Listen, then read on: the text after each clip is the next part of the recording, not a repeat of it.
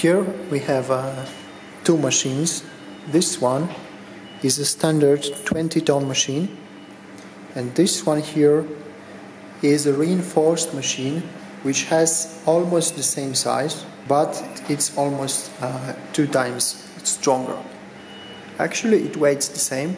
As you see, it has very similar construction and hydraulic cylinders to the UM20 machine, but it's powered by a much bigger power pack. Because of that, the working pressure is 300 bars. It gives this machine much more power, so it's got 32 tons. It can do much more than that machine over there, with almost the same size.